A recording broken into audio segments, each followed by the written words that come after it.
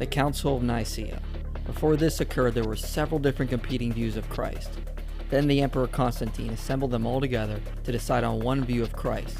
They met for days, fighting and bickering, until finally the current view of Christianity won, and the divinity of Christ was declared. Then the new Orthodox view used its power to stomp out and erase all other competing views of Christianity. Or so we're told.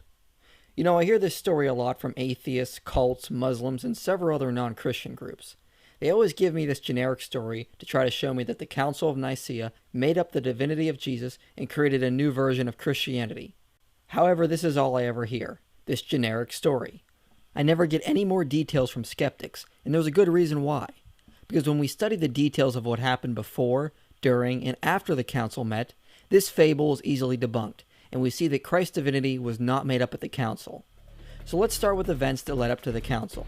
On February 24th, in 303 AD, the worst persecution of Christians began under the Emperor Diocletian and lasted until Emperor Galerius finally issued a general edict of tolerance in 311 AD. 2 years later, in 313 AD, with the Edict of Milan, the Emperor Constantine finally legalized Christianity and allowed its practice. Now I want to stop here and make sure this point is clear.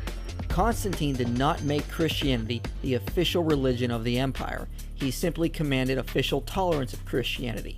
He did, however, outlaw Jews from stoning Christians and gladiator shows, although they did persist until the 5th century. It wasn't until 380 AD, under the Emperor Theodosius, that Christianity was left as the only legal religion.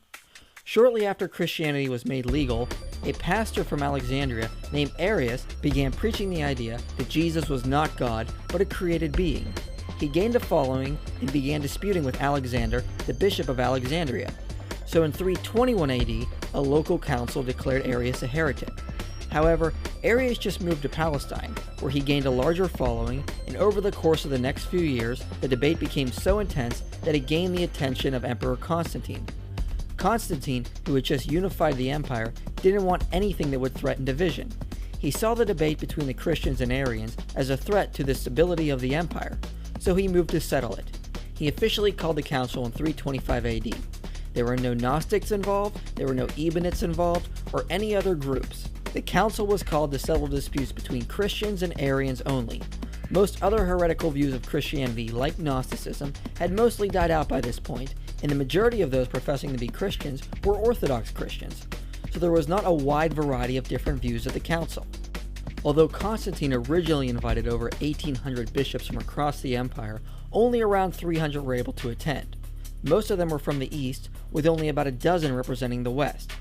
Now it should be remembered what happened to these men less than 2 decades ago. Most of them suffered through one of the greatest Christian persecutions of all time. Many of them faced brutal torture and imprisonment for their faith.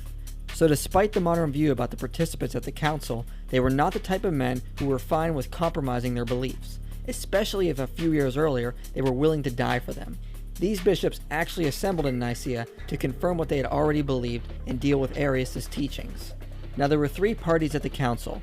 The smallest was Arius and a handful of bishops that agreed with him, that the Father and Jesus were of different substance, or heterousios.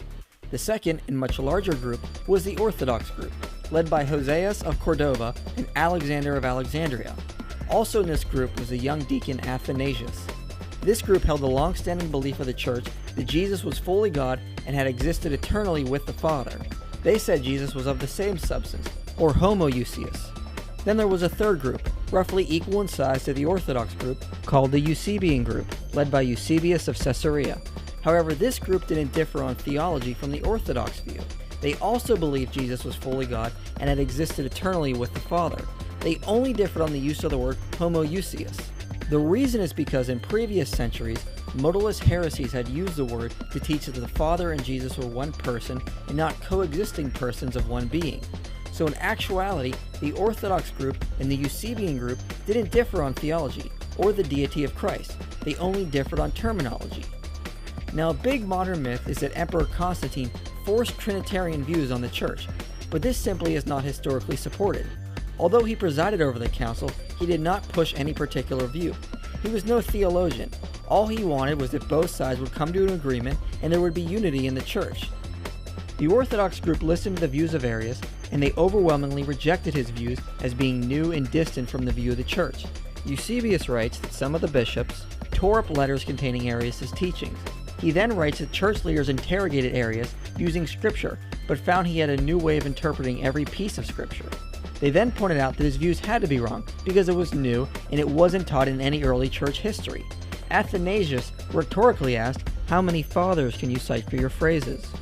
They then formed the Nicene Creed, which is a clear condemnation of Arius' teachings and a confirmation of the Orthodox view. In the end, all but Arius and 2 bishops signed the creed, clearly showing there was no major divisions in church theology. The council then moved to deal with other issues, such as which day to formally celebrate Easter. They formally denounced Gnosticism in other minor sects, publicized 20 canon laws, and dealt with other minor issues. The council did not decide on the biblical canon. The canon had evolved on its own over time. However, according to the Muratorian fragment, the canon was nearly complete by the end of the 2nd century. The council did not decide on the use of the word Trinity. It dealt primarily with the divinity of Christ.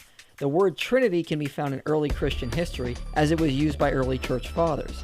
An acceptance of a divine three can also be found in other early Christian writings. Now, the results of the council did not actually please Constantine. In fact, he was very angry at the Christians. He wanted unity and compromise, not for one side to denounce the other. He actually took pity on the Arians. Arius was exiled and fled to Ilaria for a short time, while his heresy began to spread and gain political power, especially when on her deathbed, Constantine's sister urged Constantine to support Arius, and he actually did. Arius found a new crafty way of interpreting the Nicene Creed in his favor, and Constantine invited him back so he could force the church to readmit him. However, Arius died before this could happen. A follower of Arius, Eusebius of Nicomedia, was able to sway Constantine more in favor of the Arian view.